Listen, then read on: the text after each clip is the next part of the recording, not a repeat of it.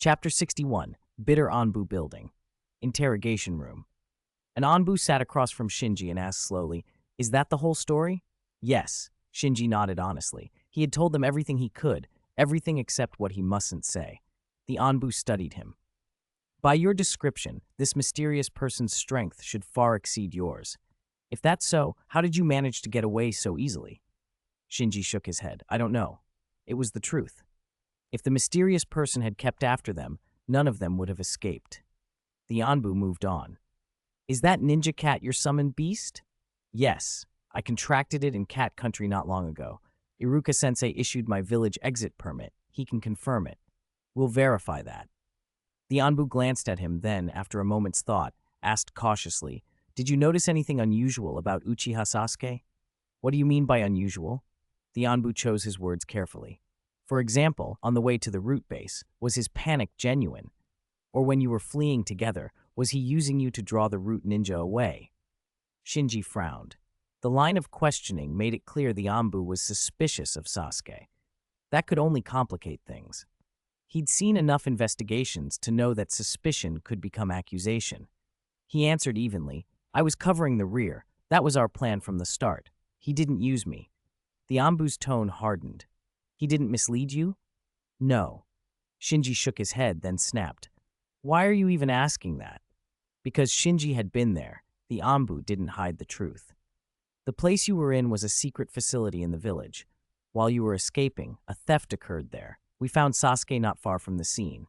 Shinji's voice went quiet. "What was stolen?" The Anbu faltered mid-sentence. "The thing taken from the root base was the Sharingan. Danzo had been enraged, and every Anbu present knew it. But he couldn't bring himself to say the word to an Uchiha's face." The pause hung awkwardly. Thinking fast, Shinji offered, "Could it have been the mysterious person who attacked us in the Death Forest? He vanished after attacking. Maybe he followed us to that facility." The Anbu blinked, then nodded slowly. "We can't rule that out. All right, you can go." Shinji rose and before leaving the room asked, "What about Sasuke?" The Anbu waved a hand. "You don't need to worry. He's in the Hokage building." After Shinji left, the interrogating Anbu went out too. The guard at the door asked, "How was it?" The interrogator gave a small smile. "This one doesn't know much. Looks like he was kept in the dark." "You hear he did well out there?" "He performed, but he hasn't awakened his eye yet. Potential-wise, he's no match for Uchiha Sasuke." Outside the Anbu building, Shinji ran into Neji, who had just finished his own questioning. They nodded and walked out together in silence. Shinji was replaying the operation in his head, checking for mistakes or leaks. Neji was quiet for a different reason. The day had hit him hard. He hadn't expected his gentle fist to be rendered so useless, exposed like a joke in front of the mysterious person. At the same time, he had to admit Shinji's composure against such an enemy had surpassed his own. "They're out!" A shout went up as classmates waiting nearby rushed forward. Shiro, Karin, Tenten, Rock Lee, and a large group from Sasuke's class, including Naruto, Shikamaru, Choji, and Hinata, greeted them. Shinji blinked. "What are you all doing here?" Tenten said. "If it wasn't for you three, we might have been in trouble." Shikamaru added, "You saved our lives today." Naruto craned his neck toward the Hokage building. "Where's Sasuke?" "He's still there," Shinji answered. "All of us are fine. Don't worry." Shion appeared out of nowhere and suggested brightly, "Let's go get barbecue to celebrate." Dragged along by their classmates' good intentions, Shinji and Neji agreed.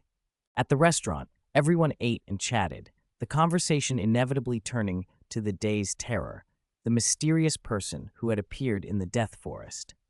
Many present came from bloodline limit or secret technique clans and had seen powerful shinobi before, but none of them had ever encountered someone who could, by presence alone, freeze a group of people with fear. It was because Shinji, Neji, and Sasuke had stood up to that fear that they'd become instant heroes in everyone's eyes. Shion crowed, "See, I told you, Shinji's awesome, stronger than all of you." Shinji's face darkened. "Hey, you weren't even there. Stop talking nonsense." "I didn't expect ninja school to be this exciting," Shion pouted. "I want to go to ninja school too." Nearby, Hinata approached Neji. "Neji-ni, thank you for saving me today." Neji's expression was icy. "I do not accept thanks from a main family young lady. Besides, I didn't intend to save you." Hinata faltered. The students nearby began to whisper. Aren't Neji and Hinata from the same clan? Shh. Hinata's main family, Neji's branch family. So what? She still called him Neji ni. In any case, Neji doesn't like talking about family matters. Neji's hand rose to touch his forehead by habit, then stilled. He clenched his fist and lowered his arm. To outsiders, it might look like nothing more than a title, but the bitterness of being branch family ran deeper than words. Neji tasted it often, and still too young to have learned to forget it. I have something to do. I'm leaving, he said without waiting for a reply, and walked away. Shinji watched Neji go, thoughtful. Names and marks swirled in his mind. Caged bird, curse mark, Tenseigen. Chapter 62. Stimulate. Deep within the dark underground palace, the figure who had attacked Shinji and the others in the Death Forest sat on a stone chair, quietly studying a severed hand laid on a nearby table. On the pinky of that hand gleamed a ring engraved with the kanji for empty. From the shadows, Yakushi Kabuto stepped forward and pushed his glasses up his nose. Lord Orochimaru, he said, did you learn anything from your trip to Konoha? Shinji's suspicion had been correct. The mysterious assailant in the Death Forest was Orochimaru, one of Konoha's Sannin. Orochimaru smiled, as if savoring a memory. The Uchiha never failed to surprise me. Do you mean Uchiha Sasuke, the one who awakened his Sharingan at 7 and subdued the rampaging Ninetales? Kabuto asked. Orochimaru nodded. Though Sasuke had offered little real resistance, he had stood his ground and preserved his will even under Orochimaru's lethal intent. That alone intrigued Orochimaru. Sasuke was only 7. Even more compelling was the Crimson Sharingan itself. Since his recent defeat by Itachi Uchiha's Sharingan, Orochimaru had become increasingly obsessed with the eye's power. He had never expected a single look to undo him. That battle had shown him the Sharingan's irresistible, dangerous allure. His eyes seemed to gleam. Then why didn't you bring him back? Kabuto asked, puzzled. He's too immature yet, Orochimaru said, shaking his head. In comparison, the other Uchiha is sharper. You mean Uchiha Shinji? Yes, a clever brat. Orochimaru smiled, but his voice was indifferent. Though cleverness means nothing, an Uchiha who can't awaken the Sharingan is worthless. He's only 8, Kabuto noted. He might still awaken it. I'll keep tabs on him for you. Kabuto knew Orochimaru well enough to read between the lines. If Orochimaru truly had no interest, he would not bother to comment. Orochimaru's remark implied that apart from lacking the Sharingan, Shinji had otherwise impressed him. He glanced back at the severed hand, thinking a moment before saying, We can't let Uchiha Sasuke waste his time playing at the Ninja Academy any longer. That's wasting his talent. What do you mean? Kabuto asked. Orochimaru's smile widened. Arrange something. Give him a little stimulation. At the Hokage office, an argument had flared into something close to open warfare. The third Hokage's voice was firm. We cannot provoke him any further. Danzo's expression was like a thundercloud. You've all been fooled by that brat. His existence is a threat to the village. Utatane Koharu protested. He's only 7 years old, which is exactly why we must eliminate him now, Danzo snapped. If he ever manifests those eyes fully, it will be a disaster. Homura Mitokado cleared his throat. Ahem. Don't forget, he was the one who subdued the rampaging Ninetales not long ago. Utatane echoed. Yes, this time he also protected the Ninetales Jinchuriki. Danzo swept a sinister glance over the others. You're all trying to use that kid, but I've seen through him. He won't be an obedient tool. Today you will regret underestimating him. With that, he stormed from the Hokage building. Once back at his own base, his scowl smoothed into a mask. His earlier outburst had been deliberate theater. He was beginning to suspect someone else might have taken a Sharingan, or that Sasuke himself might have acquired one. More urgently, he wanted to know why anyone would take such a thing and what secrets the eyes held that made them undetectable to regular instruments. He did not actually want to execute Sasuke. His performance in the Hokage office had been meant to hide his true curiosity. He beckoned. 2 root operatives flashed into the chamber and knelt. Lord, they saluted. Increase surveillance on Uchiha Sasuke, Danzo ordered coldly. I want to know every person he meets, everything he does, everything he says, no detail overlooked. Yes, Lord, the 2 answered in unison. Have all the losses been accounted for? Danzo asked. One of the operatives swallowed and replied in a low voice. Except for the batch of Sharingan currently being examined in the research lab, all other Sharingan are lost. Useless. In an instant, Danzo drove his cane through the first operative's throat. The man collapsed in a spray of blood, his eyes glassing over. The other operative did not move, not even to wipe the sweat from his brow. Dereliction of duty will be punished, Danzo said. The survivor nodded fearfully. Danzo looked around the base, thinking back to the fire-release jutsu Shinji had used earlier. The reinforced facility had not even been scratched. What stung most was that a mere remnant of the Uchiha dared to use fire release under his watch, a blatant challenge to his authority. His eyes flashed dangerously. Uchiha Sasuke held too many secrets and was protected by Itachi, so even if the third Hokage did nothing, Danzo could not bring himself to openly kill Sasuke. But Shinji had no such protector. Given Danzo's earlier show of power in the Hokage office, the elders would not risk open conflict over a lesser matter. As long as he left Sasuke alone and stayed within reason, he expected little resistance. Has the image of the mysterious person from the Death Forest been reconstructed? He asked. Yes, the remaining root operative replied quickly.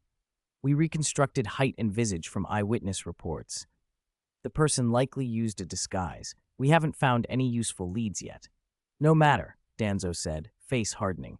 Have someone impersonate that mysterious attacker and bring me Uchiha Shinji's head. Taking advantage of the distraction as Tenten and Shion began their second match, Shinji slipped out of the barbecue restaurant. He walked Konoha's busy streets with a solemn expression. The last message from his shadow clone had said that, to cover Coalball, it had sacrificed itself to destroy the trap Danzo had hidden in the secret vault. So even Shinji, the mastermind, didn't yet know whether Coalball had succeeded. No matter how curious he was, he couldn't summon Coalball to check. The operation had looked smooth, but it had been extremely risky. The list of suspects was tiny: Sasuke, himself, and the mysterious person. With only 3 possible culprits, the village could investigate all of them at once. Sasuke was probably the biggest suspect and already under scrutiny by the higher-ups. Will the village put Sasuke through a mind probe? Shinji wondered. Mental interrogation used the spiritual domain. A mistake could damage the subject's brain, so without conclusive evidence, the village would likely hesitate to use such drastic measures. But if they did, if the village, desperate enough, allowed the Yamanaka to infiltrate Sasuke's mind, Sasuke's name would be cleared at once. Then the only remaining suspects would be Shinji and the mysterious person. If they put even Sasuke under a mind probe, they won't let me go, he thought. He knew himself. If it came to that, he probably couldn't avoid the village's mental interrogation. His choices were stark: defect or use his Mangekyo Sharingan to resist the Yamanaka's techniques and see whether the dream he'd built could deceive them. It was a dangerous gamble. Still, if Coalball had pulled it off, the risk would be worth it. Shinji understood what the step between Mekyo and Eternal Mangekyo meant. Others might not, but to him, only the Eternal Mangekyo would make power truly his. Otherwise, everything would be temporary. He spotted Sasuke in the crowd, face cold, and Sasuke saw him too. Sasuke quickened his pace. Shinji, you all right? I'm fine. Shinji shook his head and studied him. Are you all right? He was surprised at how quickly the village had released Sasuke. Sasuke sneered. What could happen to me? The village still needs me to help suppress the Nine Tails. Shinji was speechless. He'd planned everything, but missed that point. Konoha had lost the ability to fully contain the Nine Tails. Even with Yamato's wood techniques, he was no first Hokage. Naruto was young and liable to lose control. For the sake of containing the tailed beast, the village had to keep Sasuke available. Well, that misunderstanding back then turned out to be useful, he thought, relieved. They walked in companionable silence toward a quiet riverside. Sasuke appreciated Shinji's help today, but he couldn't forget Shinji's strength. It made him uneasy and only sharpened his desire for revenge. As they reached the river, Sasuke's soft exclamation drew Shinji's eyes to another figure standing alone, Neji, who had left in a hurry earlier. Hey, Neji, Sasuke called. Neji turned at the voices and raised an eyebrow. Why are you two together? Met on the way, Sasuke said. You said you had something to do and left early. Shinji teased, pointing at the river. This is your something to do? Neji smiled and shook his head. Facing the mysterious person together had forged a strange bond between the three, rivals and partners at once. They sat by the river and watched the water flow in silence for a long moment before Sasuke broke it. "Who was that guy?" he asked. Neji shook his head. "I asked the Anbu. They have no clues either, but one thing's certain, he's very strong." "Even Iruka-sensei and the others were defeated easily," Sasuke muttered, the frustration and humiliation still fresh. Both of them felt their pride, as prodigies, wounded. Even now, the memory of the mysterious person stirred fear. Shinji didn't join in their complaints. He already suspected the identity of the mysterious person and wasn't surprised. His mind was fixed on the possible haul from today. If Coalball had succeeded, he could finally take a step toward the eternal Mangekyo. He let his thoughts drift. He held Fugaku's Mangekyo, and if Sasuke awakened his own, he could help fuse an eternal Mangekyo. If Coalball could obtain another Mangekyo this time, Shinji could swap and trade, exchange Mangekyo for Mangekyo, and fuse his own eternal Mangekyo. That way, he could end up with 2 pairs of eternal Mangekyo. Even without fusing, he thought, he could use his Susanoo lamp to periodically replenish the dojutsu of Sasuke's Meikyo. Wouldn't that be almost as good as an eternal Mangekyo? It was a win-win plan in his mind. He glanced at Neji. Controlling a Byakugan wasn't particularly useful to him now, but if he could gain access to a Tenseigan, that would change everything. Offensively, the Tenseigan was devastating. The Tenseigan chakra mode could form truth-seeking orbs, weapons that could counter almost anything below 6 paths level. It was, in a way, a godslayer. But awakening the Tenseigan was even harder than the Mangekyo. Shinji suspected he'd have to go to the moon and find the Otsutsuki traces. The Hyuga main branch might have a way to contact the clan on the moon. Neji would be a place to start. As his thoughts roamed, a surge of killing intent slammed into him from behind. "Who's there?" he snapped, spinning around. Perched on a large tree not far away stood the mysterious person from before, eyes cold and fixed on them. Sasuke and Neji hardened beside him. "Again," Sasuke spat. Chapter 64, Acquiescence, 3rd update. At dusk, the figure in the tree looked far more terrifying than he had by day. Sasuke and Neji both trembled, but it wasn't from fear so much as from raw, nervous excitement. They both knew that if they let themselves look away, if they acted like cowards, this shadow would cling to them for the rest of their lives like a maggot to bone. "This time, I won't let you win so easily," Sasuke growled through gritted teeth, his ink-black eyes flashing crimson as the Sharingan bloomed. Neji activated his Byakugan and frowned. Before Neji could finish, the cloaked figure moved. With a sharp whistle of wind, he launched himself straight at Shinji, who had slipped behind Sasuke and Neji. Total concentration! Shinji forced his breathing technique to its limit and met the charge with the last kunai in his pouch. Metal rang against metal, clang, clang, sparks spitting into the dim light along the riverbank. "No, he's not Orochimaru," someone gasped. "Impossible." Both combatants were taken aback in the clash. Shinji had assumed the newcomer was Orochimaru and had been ready to use his Mangekyo as a last resort. But once they engaged, it became clear this man was strong, yet not nearly as strong as the mysterious figure they'd seen earlier. He was an imposter. The root operative, pretending to be the earlier intruder, was just as surprised. In the daylight, he'd beaten Shinji with ease, so when he'd accepted the mission, he'd expected a simple retrieval. Now the boy he'd handled with a wrist flick had turned out far tougher than he'd imagined. "Danzo's man," a thought came to one of them. "Did he hold back earlier, so I'd bring him to base?" In a flash, both sides reevaluated the fight. "He's not the same man from this morning," Neji said. Then, without waiting to see if Sasuke would join him, he lunged in and forced himself into the fray. From the difference in chakra, he'd already concluded the opponent was an imposter. "I don't care if he's real or fake," Sasuke snarled and surged forward as well. What had started as a 2-person exchange turned into a chaotic multi-man battle. Shinji, maintaining his breathing method at full power, bore the brunt of the assault. Sasuke and Neji synchronized their eye techniques and supported him, and to their surprise, their teamwork held, if only barely. For them, it was a tremendous boost. They had braced for the worst, but once the fighting started, they could actually keep pace.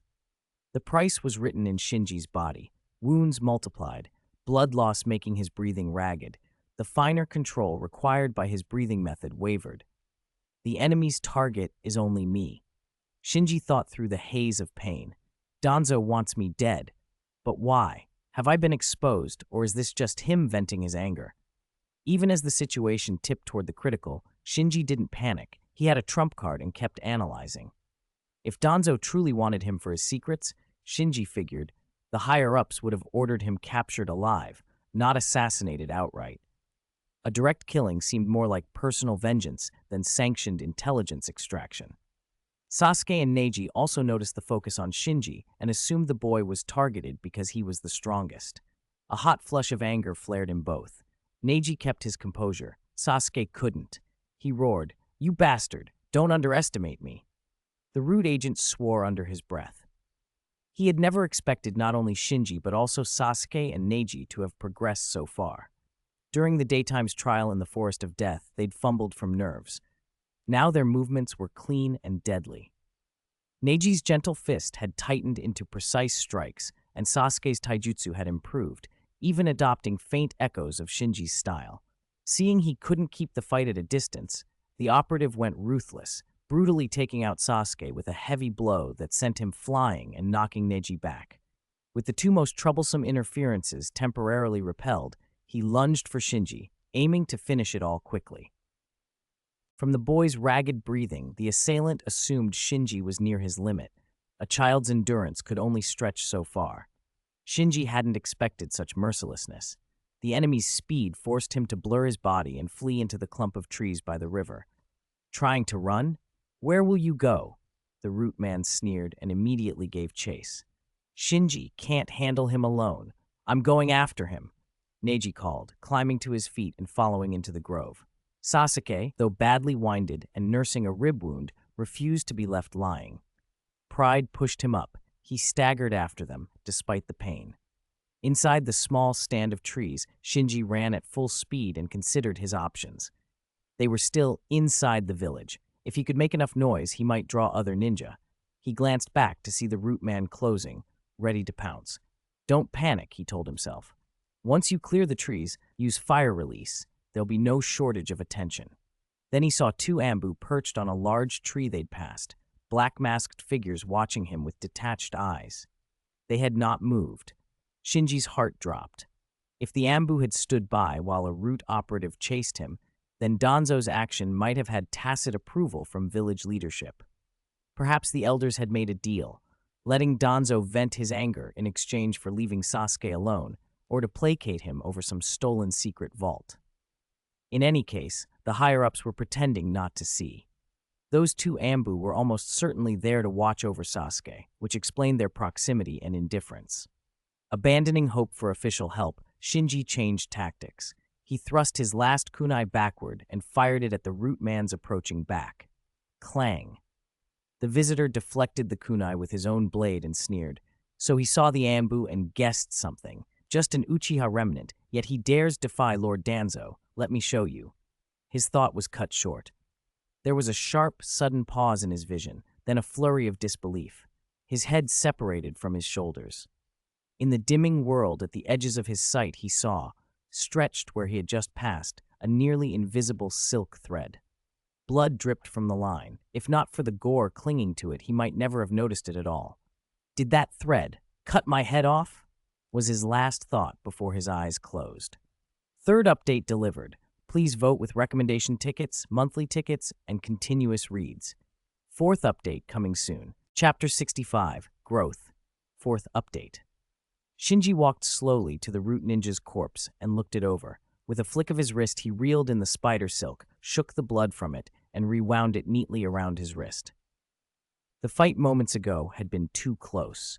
If he hadn't burned his Mangekyo Sharingan, he would only have been able to rely on his spider silk trick, his trump card. Deciding to counterattack, he had quietly tied a length of silk hidden on his wrist to a kunai, thrown the kunai, and by its flight, arranged the silk across the path the root operative would inevitably take when he lunged. In the dim forest light, the silk was nearly invisible, and the root ninja, moving at speed, didn't react until he ran headfirst into it. Footsteps sounded, and a few breaths later Neji arrived, looking alarmed. He stared at the headless imposter on the ground, stunned. You? You killed him. Shinji gave a small nod. He was careless and walked into my trap. Remembering the ingenious tool traps Shinji had set earlier that day, Neji found the idea that the imposter had been taken down by an ambush easier to accept. He crouched, inspected the body, and asked, Shinji, why would someone impersonate that mysterious person to attack us? Shinji leaned against a tree, breathing hard. I don't know. Even as an imposter, the man had been at least a special jonin. Brief as the clash was, Shinji was already cut and bruised. The man had deliberately avoided flashy ninjutsu to not draw attention, and he'd been careless. Otherwise, Shinji would have had no chance without tasting his mangekyou. Sasuke finally reached the scene too. He looked from the corpse to Shinji and Neji, and, like Neji, couldn't hide his surprise.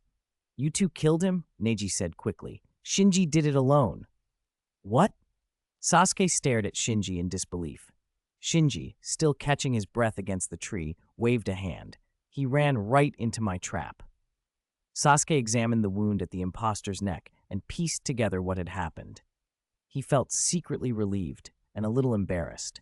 He had awakened powerful ocular techniques, yet in matters that relied on sharpshooting or tool traps, he found himself inferior to Shinji. No, I have to catch up to him, he told himself, renewed determination stealing his voice. Swish. Two Anbu who had been nearby slipped into view. They looked at the headless corpse, then at Shinji, surprise plain on their masked faces. A root operative ought to have made short work of an 8-year-old academy student. Instead, the situation had reversed. Sasuke guessed they had been dispatched by the village to watch over him and snapped, Why are you only showing up now? One of the Anbu replied casually, We just learned of it. Shinji glanced at them, but said nothing. The way they'd looked at him before, with an expression that might as well have been for a corpse, made it clear they had no intention of intervening. Their words were just for Sasuke's benefit. Feeling Shinji's gaze, one of the Anbu added indifferently, Our duty is to protect Uchiha Sasuke. Neji stared at them, then, like Shinji, remained quiet. With his Byakugan, he couldn't make out all the specifics of the fight in the shadowed woods, but he knew how many chakra signatures had been present. It was obvious the two Anbu had been in the area for some time. He'd seen similar things at 5 years old and understood the silence, so he kept his mouth shut. Sasuke pressed the Anbu anyway. Who was this guy exactly? He wasn't the mysterious person. He was clearly an imposter. Why did he attack us? Leave it to us, one Anbu said. We'll investigate thoroughly. You must investigate properly. How can someone like this run amok in the village? Sasuke demanded, then turned to Shinji and Neji. Shall we go to the hospital and get patched up? Let's go, Shinji said and headed off. Neji and Sasuke followed. Though Shinji had taken the worst of the damage, Neji and Sasuke bore their own wounds. The three looked a mess. Still, having defeated a dangerous foe, restored some of their bruised pride from the river earlier. Once the three had left, the Anbu inspected the root operative's injuries. Looks like his head was severed by a very sharp tool, steel wire rather than a blade. He was reckless to fall for such a trap. Isn't handling cases like these part of root training? That master sent a man like this, and now we've exposed our presence too. Yeah, having those two brats stare at us just now was humiliating. They chatted while they gathered the remains and cleaned the scene. When they'd finished, one of them commented, Do you feel like those 3 kids got a lot stronger today? The other shrugged. Uchiha Sasuke is a genius, even the Hokage values. The other 2 are well-known prodigies from the academy. Of course they improve quickly. If you've got time to worry about that, think about how you're going to report this to the Hokage. At the hospital, they had their wounds bandaged. It was nearly late by the time Shinji, Neji, and Sasuke left and said goodnight. Shinji hadn't gone far before Neji caught up with him. I've thought about it. It felt like that whole thing was aimed at you. Be careful. Shinji smiled. Don't worry. I survived the night of the massacre. A little attempt like this won't stop me. Neji nodded and left. Back at his apartment, Shinji drew the curtains and peered out. Danzo would have received the report by now. He didn't know whether Danzo would press the assassination or stop here. His apartment was in the village center. If Danzo wanted to keep acting, he probably wouldn't be reckless enough to make a move right here. Satisfied there was no one watching, he closed the curtains, went into the bathroom, and checked once more that nothing suspicious had been installed while he'd been gone. He turned the tap so running water filled the room as a cover, bit his finger, and began to form hand seals. Bang! A puff of white smoke bloomed in the bathroom, and Cole Ball, peeking cautiously as always, emerged. Author's note: fourth update is here. It's almost a new week, and this week will determine the book's future. If things go well, it can go to Sanjiang. If not, it might get overshadowed by other strong new works. Please don't save chapters this week. Try to read up to the latest chapter. I'll work my hardest to write more. If you enjoyed it, please leave recommendation tickets, monthly tickets, and keep reading. The outcome depends on you. Chapter 66. Danzo doesn't know the goods. Cole Ball looked terrible. A large patch of fur on his head had been singed away, both ears drooped, and the once bushy tail was completely bald and stick-like. Shinji opened his mouth. "You? Work-related injury," Cole Ball declared with exaggerated seriousness. Shinji blinked. "I meant, you've been back for a while. Why haven't you treated it?" "If I treated it, you wouldn't have seen it, would you?" Cole Ball shot back, indignant. Shinji was speechless. "Fine, I'll count it as work-related. Tell me what happened today."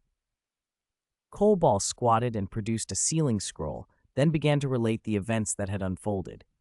As Shinji suspected, Danzo had set traps in the secret vault, 3 of them. The first 2 had been disabled by Shinji's shadow clone, but the third was a well-hidden ceiling trap. The clone had triggered it while trying to disarm it. The sealing jutsu activated and tore off and sealed half of the clone's body. The information transmitted back was fragmented because of that. Shinji only knew the clone had sacrificed itself to stop the trap. Triggering the 3 traps also set off the vault's alarm. Ignoring the flames belching from the vault's mechanisms, Cole Ball had grabbed every Sharingan he could before the root ninja arrived. He spread the sealing scroll on the floor, formed hand signs, and narrated breathlessly. "If I had hesitated a second longer, you wouldn't have seen me come back. You have no idea how dangerous it was." He pressed his little paw against the sealing scroll. Poof! A puff of white smoke rose in the bathroom. When it cleared, Shinji saw more than a dozen jars of various sizes, each containing a floating pair of eyes. Some jars looked new, the kind Shinji had seen the night he woke up in the morgue, likely collected by the village's medical ninja from Uchiha corpses during the night of the massacre. Others were older, aged in different styles and clearly spanning a long time. A few of the older jars even showed signs of decay. 1, 2, 19, Shinji counted. 19 jars, meaning 19 pairs of Sharingan. "Is that all of them?" he asked. Cole Ball shook his head. "Last time there were at least 30-something. For some reason, a dozen or so are missing." "Did Danzo take them for experiments, or has he already grafted them onto his arm?" Shinji wondered aloud, then asked, "The ones that are missing, were they new or old?" "They seemed all new," Cole Ball replied after thinking. Shinji exhaled. The new jars were likely the 3 Tomoe Sharingan collected during the massacre. Aside from Uchiha Fugaku's pair, they were probably ordinary. The real value would be in the old jars, the ones that looked rotten from the outside. "Danzo doesn't know a good thing when he sees it," Shinji said, half smiling. If he hadn't known what lay inside, he might have judged the same way by appearance. Shinji examined the jars one by one. Of the 19, 10 were old. Even among the old ones, not all would be Mangekyo. Some might still be 3 Tomoe. Cole Ball watched his careful scrutiny and asked, curious, "Did you find anything?" Shinji shook his head. Even with his Mangekyo, he couldn't tell by looks which were Mangekyo and which were ordinary. "I can only identify them with the Susanoo lamp," he said. That made him uneasy. Activating the Susanoo lamp meant first activating Susanoo, and doing that in his apartment to test a dozen jars would be impractical. After a moment's thought, he smiled and told Cole Ball, "I need your help again." Cole Ball straightened. "What for?" "Reverse summoning. You know it, right?" "I do, but reverse summoning is a pain. You need a contract scroll, or—" Cole Ball trailed off and looked at Shinji. "What do you want to do?" While speaking, Shinji cut his finger and collected a little blood in a small vial. Reverse summoning takes either the summoned person's contract scroll or their blood. Take this, slip into the Death Forest tonight, find a hidden spot, and summon me there. The Death Forest? At night? Why go there? And why summon you there? Kohlball fired questions one after another. Don't ask why. Just do it. I'll double your pay for tonight, Shinji said. Kohlball needed no more persuasion. I'm off. Go. Without a Byakugan, ordinary people wouldn't detect Kohlball's movement through the night. Sending him to the Death Forest and then having him perform the reverse summoning there would let Shinji appear inside the forest without anyone noticing. Shinji made a few preparations. He formed a shadow clone to remain in the apartment as a diversion. Then he relaxed as Kohlball worked the reverse summoning. With a soft poof, Shinji's real body turned to white smoke and vanished from the apartment. He opened his eyes to a quiet, dark forest. Kohlball's voice came from nearby. Is this okay? Shinji leapt to a treetop, scanned his surroundings, and once he confirmed they were deep in the Death Forest, landed and handed Kohlball his pay. Go back, he said. Go back. Kohlball counted the money, grinned, released the summoning, and returned to the cat country. Left alone, Shinji found a cave and inspected it carefully to make sure there were no surveillance devices. Satisfied, he activated Susanoo. Instantly, a yellow, half-bodied giant filled the cave's interior. Inside the Susanoo, Shinji laid the jars out before him. Which one should I start with? He murmured, eyes moving across the 10 old jars, each likely taken by the Uchiha themselves over the years. It made sense there were only 10 old jars. When Madara left, he had taken most of the clan's stock, and afterwards the clan's appetite for collecting Sharingan diminished. Without an internal order, not everyone would agree to donate their eyes after death. Shinji steadied himself and prepared to begin the tests. Shinji hadn't expected much. All he hoped for was that among the 10 jars, at least one would hold Grandmother Uchiha Chiri's Mangekyo. Even if the other 9 were ruined, finding her eye would make the risk worthwhile. He picked up an old jar with shaking hands and activated the Susanoo lamp. Because he'd been controlling Uchiha Fugaku's Mangekyo at the same time, his own sockets felt empty only after he released that control. He had to let go of Fugaku's eye first to test a new Sharingan. He drew a steady breath, disengaged the Genjutsu control, and pain stabbed through his own sockets. Managing 2 Mangekyo at once while running Susanoo hadn't been easy. Now the full load fell on his own Mangekyo, and the agony was immediate. Gritting his teeth, he slipped Fugaku's Mangekyo into a fresh nutrient jar he had prepared, then pulled the Sharingan out of the old jar and held it up. When he reactivated the Susanoo lamp, a beam reached from the empty socket into the eye in his hand and drew it into Susanoo's empty eye. Information flooded into his mind in a few heartbeats, and he sighed. It was a normal 3 Tomoe Sharingan, badly decayed from time and neglect. Its Dujutsu was gone. He set it aside and opened the second jar. The second eye made him freeze. Mangekyo, he whispered. It was a Mankyo, yet he felt no bloodline connection to it. That meant it wasn't Chiri's. The right eye had been completely drained of Dujutsu. The left was only faintly intact. According to the Susanoo lamp's feedback, without nourishment, it would rot completely within 6 months. If he hadn't taken it now, it would have been lost. Shinji exhaled, relieved, and sealed that Mangekyo into another nutrient jar beside Fugaku's. He opened the third, a decayed 3 Tomo. Fourth, the same. Fifth, the same. After 3 in a row, he covered his face with his hand and rested.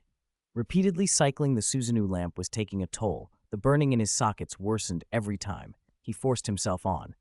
The 6th jar yielded another Mangekyo, but this one was worse than the last. It had no trace of Dujutsu left. Even the lamp could not pull back any light from it. Shinji stood frozen. Even Mangekyo can decay, he muttered. It was maddening. He'd expected 3 Tomoe eyes to go first, but to finally find Mangekyo, only to discover they'd been drained, was brutal. As he worked through the jars, he began to see the pattern. Poor preservation and lack of maintenance were obvious culprits, but the inherent strength of an eye's Dujutsu mattered too. Weaker 3 Tomoe eyes rotted quickest. Mangekyo held longer, but many of the Mangekyo he'd found had already been personally devastated by Izanagi or Izanami in their owners' lives, one eye entirely depleted, so they arrived in very poor condition.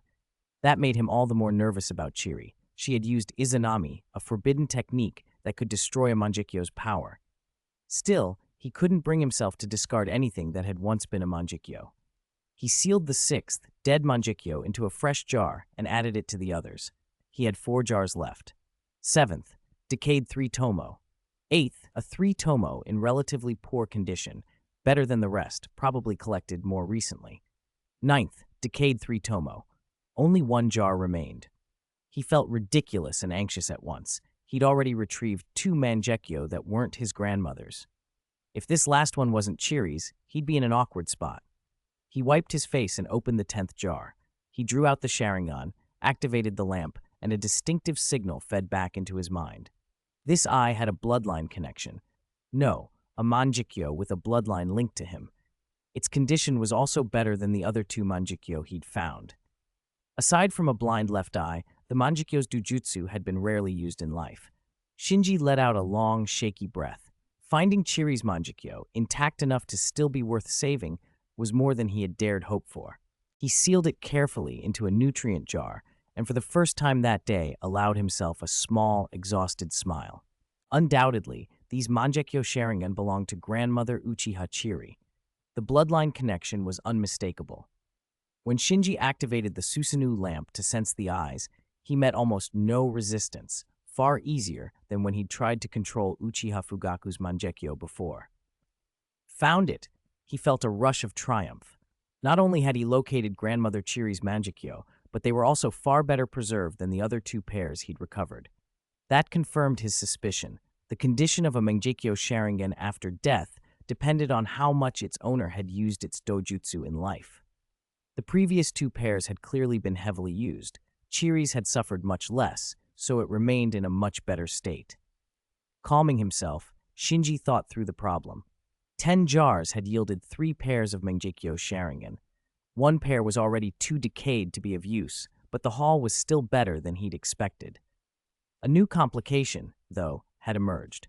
Both of the usable pairs had once activated forbidden eye techniques and had permanently lost the dojutsu in one eye. Even with the Susanoo lamp, he couldn't fuse Chiri's pair directly because the dojutsu were incomplete. How could he restore the permanently blind Mangekyo?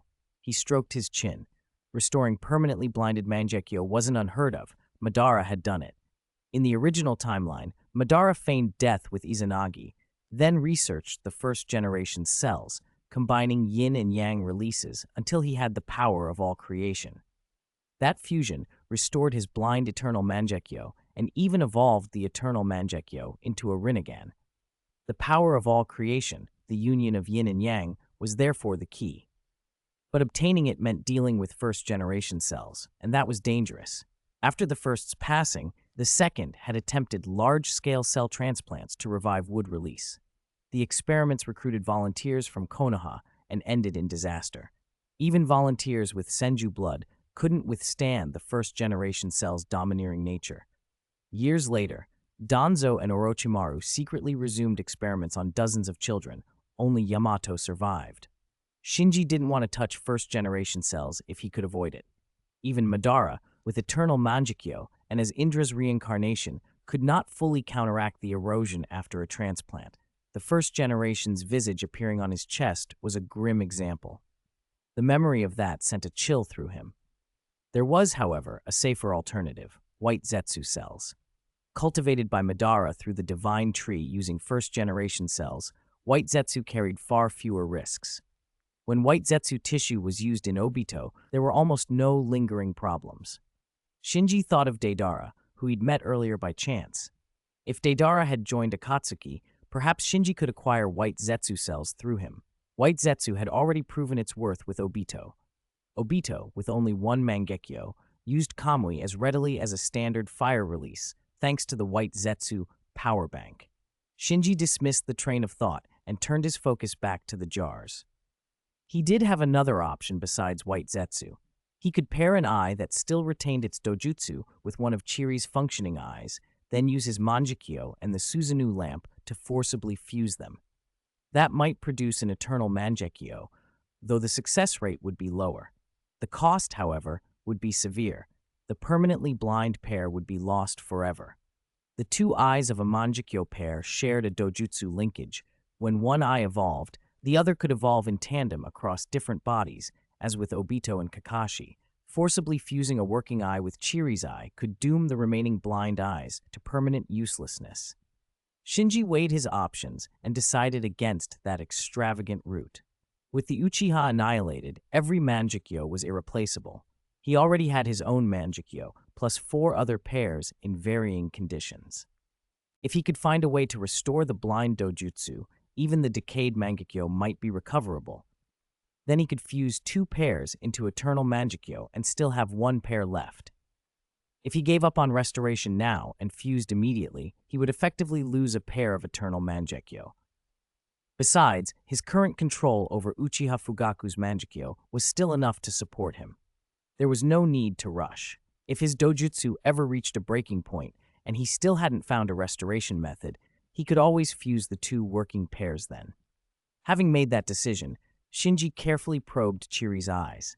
Her left eye was blind and had contained an eye technique called Magatsu. Because it had completely lost its dojutsu, Shinji couldn't sense what Magatsu did. Her right eye, however, still held an ability called Naobi, literally connecting heart to heart. Mark a spiritual body with the Naobi dojutsu, and as long as that body remained within 100 kilometers, Shinji could communicate with it on a spiritual level. This ability reminded him somewhat of the Rinnegan's Phantom Lantern body technique. From now on, he could use it for remote meetings. As he considered the practical uses, another question nagged him. Why would Grandmother Chiri keep an auxiliary technique like Naobi while sacrificing Magatsu? What purpose had she hoped to serve with that choice? Chapter 69, Medical Ninjutsu, Yawn. Shinji let out a long yawn in the classroom. Haku turned toward him. Shinji, didn't you sleep well last night? A little, Shinji answered. He had been up late, even using the Susanoo lantern to test every Sharingan he'd collected, couldn't risk missing one. The haul had been impressive. 2 pairs of partially damaged Mangekyo, 1 pair that had completely gone bad, and 10 pairs of 3 Tomo Sharingan in varying conditions, all still usable. The excitement of it had kept him awake. He'd been grinning in his sleep, and he hadn't actually rested well. Was it because of the attack? Haku asked after a pause. I heard you were attacked again last night. Yes, Shinji said calmly. Have they identified the attacker? Why target you? Haku pressed. It's still under investigation, Shinji replied, then glanced out the window. He couldn't predict Danzo's next move, but as long as Danzo's previous actions remained hidden, he couldn't act openly. Assassinations like last night didn't faze Shinji much. If anything, he felt a charged anticipation. Real combat taught more than drills ever could. Yesterday's events had already sharpened Neji and Sasuke noticeably. Seeing Shinji distracted, Haku softened. If you need help, find me, Shinji smiled. Okay. He appreciated the offer, but Danzo wasn't his main worry. The real problem was preserving those Sharingan. Grandmother Uchiha Chiri's Mangekyo was stable. Even if it had to be kept temporarily in a nutrient tank, it wouldn't decay immediately. The other half-damaged pair, though, couldn't be left for long. Without a host to feed it active chakra, it could rot away in months, or at worst, half a year. Shinji couldn't use his own body to sustain it. He couldn't afford to sacrifice one of his remaining eyes and be left vulnerable in a fight. His gaze slid across the classroom and stopped on Karen, her red hair in the front row. Karen. If anyone in the current shinobi world had a body close to the first generation, it would probably be Karen. As an Uzumaki, she already had a stronger constitution than most, and her innate yang chakra had healing properties. She was, without question, the best candidate to host and nourish a Mangekyo. This wasn't wild speculation. Madara had once entrusted his Rinnegan to Nagato, an Uzumaki, which suggested that only those with an Uzumaki Senju-like physique could endure the strain of powerful dojutsu. Shinji's thoughts widened. If he ever got white Zetsu cells, Karen would be the first person he'd want to try them on. With Karen's fierce vitality, the aggressive first-generation cells might be risky, but white Zetsu cells, cells Madara cultivated from the divine tree and first-generation cells, were survivable even for someone half-dead like Obito. White Zetsu carried the Senju's strong yang chakra. If Karen could receive those cells, she'd combine Uzumaki vitality with Senju yang, effectively a double sage-like body. Her internal yang chakra could be elevated dramatically. She'd become a living battery beyond ordinary white zetsu, and with long-term nourishment from that kind of yang chakra, blind Mangekyo might even recover. If I transplanted a pair of eternal Mangekyo into Karin, could it evolve into a Rinnegan? Shinji's mind ran ahead. He understood how Madara's Rinnegan had come into being. The powerful yin nature of the eternal Mangekyo Sharingan fused with the Senju's strong yang chakra from first-generation cells to complete the yin-yang fusion and awaken the Rinnegan, the power of creation. That combination restored and then evolved the eye. So, in principle, reversing the order, using a powerful sage-like body as host, and implanting the eternal Mangekyo, could still complete the yin-yang fusion. The key was balancing the yin power of the eyes with strong yang chakra in the host. As for Indra and Asura and reincarnation theory, Shinji scoffed inwardly. They were just inheritances of Otsutsuki bloodline chakra. Their descendants simply tended to have higher chakra levels. That made them more likely, historically, to accidentally produce the right conditions. But it wasn't mystical. Once you understood the principle of fusing yin and yang chakra, anyone who could muster the right energies had a shot. It was all about chakra utilization. Huh? Shinji, what's wrong? Why are you staring at Karin? Haku's voice cut through his reverie. Shinji jerked his attention back and forced a casual expression. Nothing, he said, while mentally chiding himself. Sigh, he shouldn't think of treating Karin like an experiment. If this were to happen, it had to be with her consent. It had to be mutual. The bell rang soon after. Shinji hurried out and caught up with Iruka, who just finished teaching. At the teacher's office, Iruka looked up as Shinji entered. You're here about last night's incident, aren't you? Don't worry, we haven't found the attacker yet, but the academy is safe. Shinji shook his head. Not about that. I want to apply to learn medical ninjutsu. Iruka blinked, clearly surprised by the sudden change of topic. Chapter 70, Destiny. After a long moment, Iruka smiled and shook his head. Shinji, medical ninjutsu isn't something you can master right now. Medical ninjutsu demands extremely precise chakra control. Not even most academy students and many chunin or jonin could hope to learn it. If it were easy, medical ninjas wouldn't be so rare. But I want to try, Shinji said, his expression solemn. Seeing he wasn't joking, Iruka's face turned serious. He had already noticed that Shinji's talent far exceeded that of other children his age. It was possible the boy truly could handle medical training. After a moment's thought, he nodded. All right, I'll submit an application to the Hokage. Thank you, Sensei. Shinji bowed and left the office. Out on the training ground, he found a quiet corner, ate his bento, and planned his next moves. If he was going to transplant and replace Sharingan frequently in the future, he'd need medical skills for sure. That was why he'd asked Iruka to put in the request. Kohlball also knew a bit of medical ninjutsu, but when it came to secrets like the Mangekyo Sharingan, Shinji didn't want to rely on anyone else. He looked over the training field. In a distant corner, Neji was sweating over a wooden post, striking with gentle fist. His palm blows landed like rain on the stake. Even from where Shinji sat, the force made him feel faint tremors. He's really dedicated, Shinji thought. In another corner, Sasuke practiced throwing ninja tools. With his Sharingan active, he launched kunai one after another, using steel wire to change their trajectories mid-flight. Why does he look like he's trying to copy me? Shinji had noticed, since yesterday, that Sasuke's taijutsu seemed to imitate him. The Sharingan's nicknames, Copy Eye, Replication Eye, weren't empty. It could reproduce taijutsu and ninjutsu if the eye perceived them and the user had the right chakra nature. But Shinji's taijutsu rested on an internal breathing method, an inward technique Sasuke could see but not easily replicate. He might mimic the outward moves and chakra use, but the breathing method itself would remain beyond him. One has a vendetta, the other carries hatred, Shinji mused. If the chance comes, they could be useful as servants. Sasuke's thirst for revenge and Neji's resentment of the caged bird curse were potential levers. Especially Sasuke, the reincarnation of Indra Otsutsuki, whose potential rivaled only a handful in the ninja world. If Shinji could bring him under his influence, it would be a great gain. As for Neji, recalling the original timeline's end, Shinji felt a pang. Neji had been a genius who fought fate his whole life, a composed youth who never faltered before powerful enemies, yet he died to an ordinary blow. That bitter irony weighed on Shinji. He couldn't help but see himself in Neji, struggling against destiny, wondering if he too might one day fall to a banal stroke of fate. His thoughts drifted back to the last time they repelled an invasion. Karen had led him on a wide detour through the forest, and they'd still run into Deidara, an odd coincidence. Even now, he couldn't tell whether Karen's perception that day had been wrong or whether something else had been at work. Iruka moved quickly. After agreeing with Shinji, he reported the application to the third Hokage. The Hokage's office was still abuzz over the incident in the Death Forest yesterday. The two advisory elders were present. Once Iruka left, Utane Koharu frowned. Uchiha Shinji applied to learn medical ninjutsu?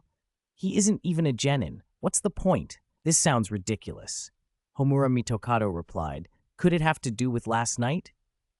Are you speaking of what Danzo did? Koharu asked. The third Hokage looked to Homura. After a moment, Homura said, According to reports from the Anbu guarding Sasuke, Uchiha Shinji may have guessed something about last night's incident. His request to learn medical ninjutsu could be a way of sending information to us. Koharu gave a skeptical smile. He wants to show he's no threat to the village by asking to train in medicine? Can an 8-year-old be that cunning? The third Hokage said thoughtfully, Iruka has mentioned that this Uchiha Shinji is very independent.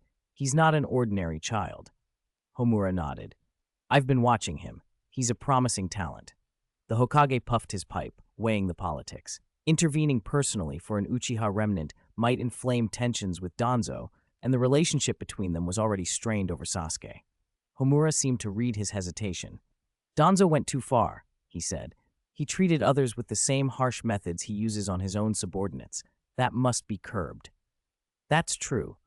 We're doing it for the village, Koharu added after a pause. Besides, we gave him a chance. His own subordinates failed that mission. Under their urging, the third Hokage nodded. Without the direct threat of the Uchiha clan, there was no reason to keep indulging Danzo's increasing arrogance. He waved his hand. In an instant, an Anbu appeared before him. Hokage-sama, the Anbu saluted. Go and tell Iruka to allow Uchiha Shinji to intern at the Konoha hospital, the Hokage ordered. Yes! The Anbu bowed and left. Turning back to his advisors, the third Hokage said, We should have a proper talk with Danzo. Koharu hesitated. That Uchiha brat was lucky, but with his cunning, is it wise to keep him here? Homura smiled. The Uchiha clan has been annihilated. How much trouble could one boy cause? The third Hokage was more cautious. Kakashi shouldn't stay in the Anbu. Let him make contact with Uchiha Shinji. If the boy harbors ill will toward the village, we must deal with it quickly.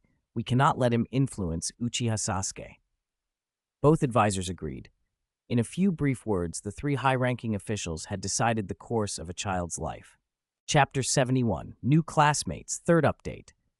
The next day, Shinji received a message from Iruka and, after finishing his morning classes at the Ninja Academy and eating lunch, hurried to Konoha Hospital. Uchiha Shinji, reporting for duty. He found the medical ninja assigned to guide him, stepped forward, and bowed. The woman was in her 20s, her long hair tied back. She looked efficient and composed. She sized him up with a slight frown. You're Uchiha Shinji? How old are you? 8 years old. 8! She shook her head, sounding a little exasperated. The village is reckless, sending an 8-year-old child to me. Shinji grinned. Because I'm a genius. A genius? She blinked in surprise, then quickly smoothed her expression into neutrality. My name is Inaho Kaoru Kusada. I'm your instructor. Shinji bowed again, smiling. Kusada-sensei. Kusada casually picked up a book and tossed it to him. Read this first, then come find me. Shinji glanced at the cover. Human Anatomy Atlas. He pocketed the book and, without hesitation, left. Kusada didn't expect him to be so decisive. The lecture she had ready stuck in her throat. She pursed her lips and muttered, We'll see how much of a genius he really is. Instead of returning to his apartment, Shinji went straight to the archives. He suspected Kusada planned to make things difficult, but if he wanted to master medical ninjutsu, starting with the basics like the Human Anatomy Atlas was only sensible. He not only studied that book thoroughly, but also borrowed every medical ninja text he could find. A week later, Shinji returned to Konoha Hospital with the anatomy atlas in hand. Kusada-sensei, I finished the book. Kusada stared. He hadn't shown up for a week. She'd assumed he'd given up. She took the atlas and casually plucked a few questions to test him.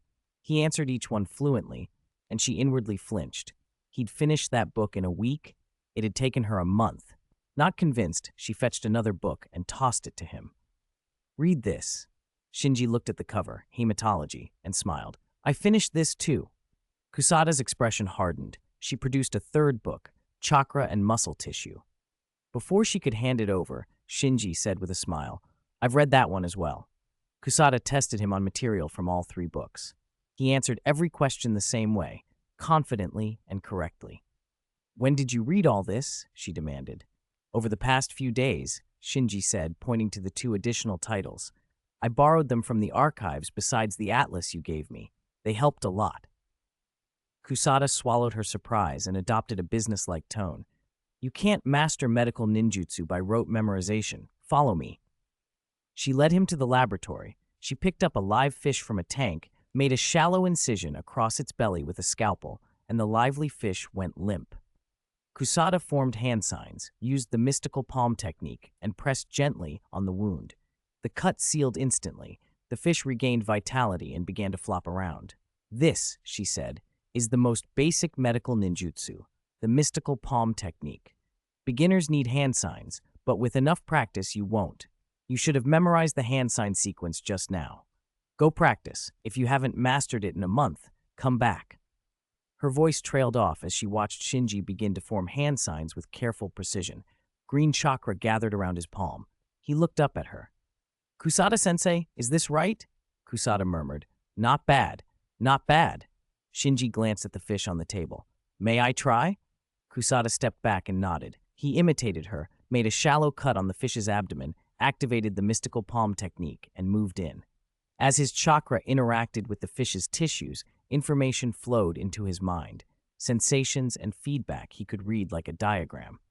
He realized then that medical ninjutsu wasn't simply healing at will, but involved introducing yang nature chakra into injured tissue to allow the body to repair itself. No, he thought, rejecting the half-formed conclusion. If it were only about infusing yang chakra, why would medical ninja need detailed anatomy? He understood instead that chakra infusion was the basic method. True skill required precise manipulation based on anatomy.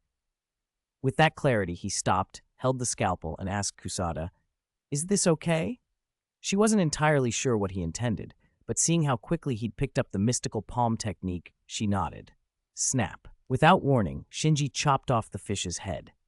Kusada froze. While the fish twitched, Shinji began to realign the severed head to the body and activated the mystical palm technique on the wound. He didn't just infuse yang chakra, he guided it, steering the recovery process. He thought through the priorities: restore the trachea, reconnect the blood vessels. Are those gills? Bone healing is slower than muscle. He alternated quick decisions and delicate manipulations. Soon the head was reattached. The fish, however, lay still. It had already died. Shinji felt a pang of regret. If I'd been faster, maybe I could have saved it. He looked toward the pond nearby where larger fish swam and asked Kusada quickly, Kusada-sensei, may I try again? Yes, she stammered. At the Ninja Academy, Mizuki led a white-haired boy into Naruto and Sasuke's class and announced to the students, Quiet down. I'd like to introduce a new classmate. His name is Kimimaro. From today, he's in your class. He has white hair. Wow, he's so tall. He looks cooler than Sasuke. The students buzzed with excitement. Sasuke glanced at Kimimaro, then drew his gaze away. Among the class, only Shinji and Neji managed to hold Kimimaro's attention. To Sasuke, most others were beneath notice. Kimimaro walked up to Sasuke with an expression of mild indifference. Are you Uchiha Sasuke? He asked. I challenge you. Chapter 72. Genius. On the training ground, Sasuke smirked. You challenge me as soon as you arrive at the Ninja Academy? Seems you've heard rumors about me. Kimimaro showed no interest in talking. He replied coldly, Can we start? All right, I don't want to waste time on you either. Sasuke's expression hardened. His ink-black eyes shifted to crimson as the Sharingan activated, two Tomoe slowly spinning in the outer ring. Who do you think will win? Of course it's Sasuke. Is that even a question? a student called. But Kimimaro looks really strong, and he's so tall, another piped up. Does being tall help? Have you forgotten the older students? Many of them are still recovering at home, someone else scoffed. The students leaned forward, excitement building. No one had expected the first thing this new classmate would do was challenge Uchiha Sasuke, the top genius of their year. Word spread beyond Sasuke's class. Students from other grades gathered to watch. Soon the Ninja Academy teachers began to take notice as well. Iruka flipped through Kimimaro's enrollment file and murmured, "An orphan of the Kaguya clan? Another bloodline limit clan from the Hidden Mist?" Mizuki smiled. No wonder he dared to challenge Sasuke right away. Iruka looked uneasy. "Nothing's going to happen, right?" Mizuki waved him off. "It's just a spar. What could happen? Look, they're starting." On the arena, Sasuke pushed off the ground, creating an afterimage as he charged. He'd copied the move from Shinji. Shinji's training in the breathing method favored short, explosive bursts, and he used the reaction from pushing off the ground to enhance that burst. Sasuke had seen how effective it was and learned it himself. In an instant, he surged forward with all his force, whipping up a small whirlwind that made the watchers gasp. Several teachers turned in surprise. From the sidelines, Neji had quietly activated his Byakugan and watched with a solemn expression. Sasuke's recorded increase in explosive power was beyond what he'd expected. Thud! Instead of a clash, a muffled impact echoed through the arena. Sasuke was sent flying, kicked straight out of the center by Kimimaro. The training ground fell silent. Faces froze, mouths open in shock. Sasuke landed hard and stared in bewilderment. "What happened?" Kimimaro walked slowly toward him. "I heard your brother wiped out your entire Uchiha clan in one night. You're lucky to have survived such a disaster." At the mention of Itachi, Sasuke's face contorted. He roared, "Don't you dare!" "Shouldn't you be thanking him?" Kimimaro said indifferently. "At least he spared you." "You bastard!" Sasuke leapt to his feet, breathing heavily, fury burning in him. The two tomoe of his Sharingan spun rapidly. Chakra welled up around him until it nearly overflowed. "Oh no, Sasuke's serious!" Iruka said, alarmed. "We have to stop this match." Mizuki put a hand on his arm. "This newcomer is out of line, but it's good for a genius like Sasuke to teach him a lesson. Otherwise, he'll think Konoha's bloodline limit nin are inferior to the Hidden Mist." On the edge of the arena, the students all stepped back to give the two fighters room.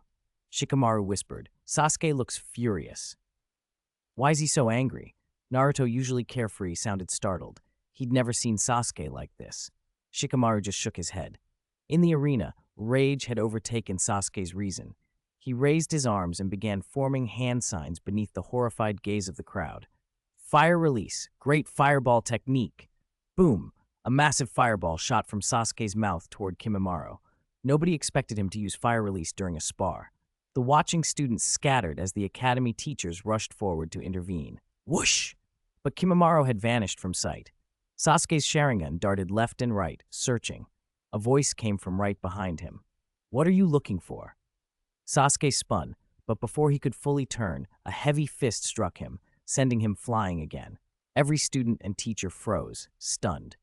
Even Neji, watching from afar, whispered, "Is that the body flicker technique?" Konoha Hospital.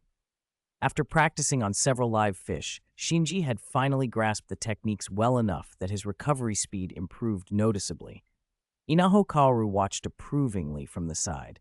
Medical ninjutsu was like this. You either picked it up or you didn't. The gap between a genius and an average practitioner showed clearly here. At this moment, she had to admit that Shinji was truly a genius in medical arts. After treating another fish, Shinji looked up at her. "Sensei Kusada, what do we learn next?" Inaho Kaoru felt a little at a loss. Normally, it would take months of grueling training for a young medical ninja to reach this point. She hadn't expected Shinji to master it in a week. After thinking for a moment, she said, "I didn't expect your chakra control to be this good. You're beyond many Chunin. You truly are a genius." "Yes, I know."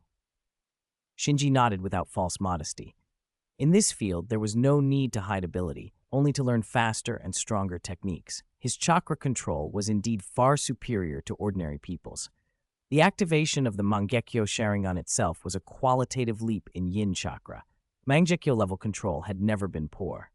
The Susanoo lamp and its control over that second set of eyes had also been a form of chakra management, and constantly controlling Uchiha Fugaku's Mangekyo had further honed his precision. On top of that, the breathing method's influence on tiny bodily adjustments had helped as well. All these factors combined had pushed his control far ahead of his peers. That's why he'd been able to master fire release, great fireball technique, and shadow clone technique so easily. Seeing Shinji's confidence, Inahokaru smiled and said, "Starting tomorrow, you'll be my surgical assistant. You'll learn organ transplantation and repair alongside me." Shinji's eyes lit up, just what he wanted. After Shinji left, Kakashi came into the laboratory. He greeted Inahokaru lazily and asked, "How's that kid?" Inaho sighed, exasperated and impressed at the same time. "A genius." Chapter 73, Projection Space. Shinji, lost in thought, made his way slowly to the Ninja Academy. When he entered the classroom, the atmosphere felt off. Haku hurried over and told him about Sasuke's crushing defeat earlier, then looked at him with concern. "Shinji, you need to be careful."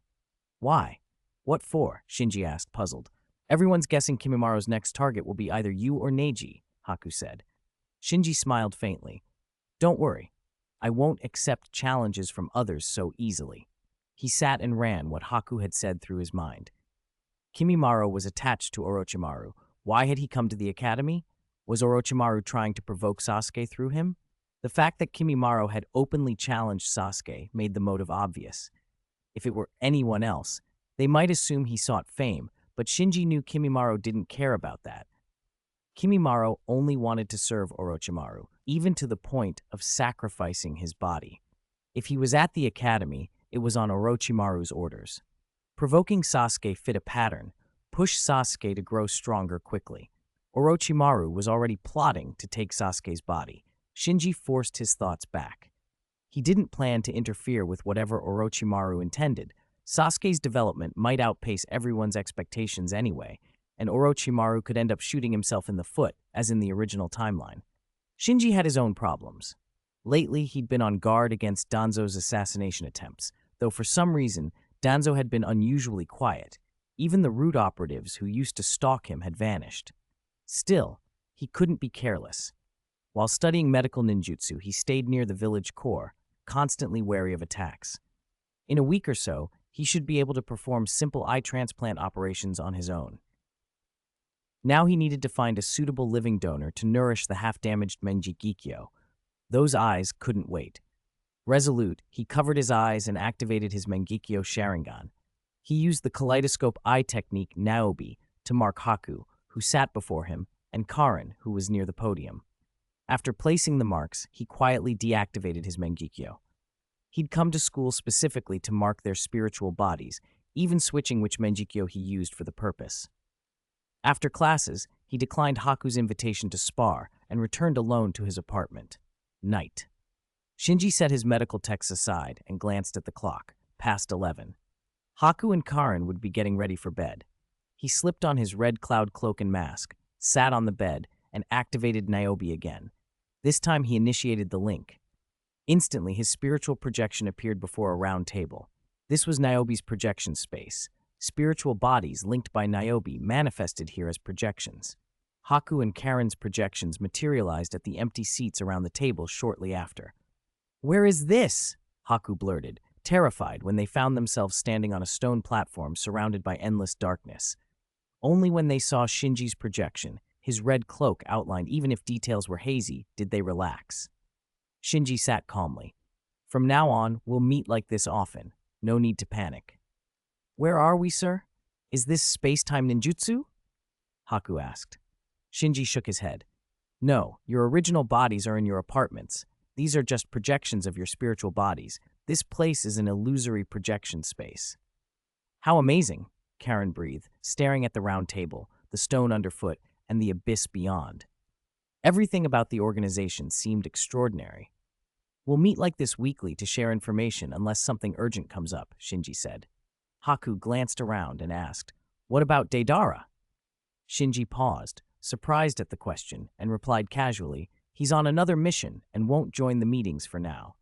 Karin hesitated, then asked, "Sir, are we meeting because the Shinigami appeared again?" Shinji dismissed the worry. This meeting isn't about the Shinigami. He didn't waste time. Report your recent activities. Believing their leader was away from Konoha, Haku and Karen recounted what they'd been doing. Their near-death encounter with the Shinigami had left them shaken and diligent. Haku had been secretly practicing a body flicker technique he'd taken as spoils of war and had already mastered a basic form of it. Karen had been training her mind's eye of the Kagura. Shinji listened and nodded. The Shinigami's appearances are unpredictable. Be ready to fight at all times. Yes, they answered together. Shinji snapped his fingers. Haku's projection dissolved, leaving just Karen at the table. She looked at him, uncertain. Sir? I have something else to tell you, he said, and explained that he had a pair of half-damaged Mangekyou Sharingan that needed living nourishment. Karen's eyes widened. You mean you want me to be the transplant recipient? Shinji gave a small nod. You're the best candidate. This isn't mandatory. You can refuse. Karen's first instinct was to refuse, but the authority in his voice made her hesitate. And my own eyes? She asked cautiously. I will keep your eyes safe, Shinji reassured her. You'll get them back. This is my personal request. If you agree, I'll also grant you one wish. Knowing her eyes could be returned eased some of her resistance, though she still couldn't decide. Can I think about it? Shinji tapped the table once. You have 1 week.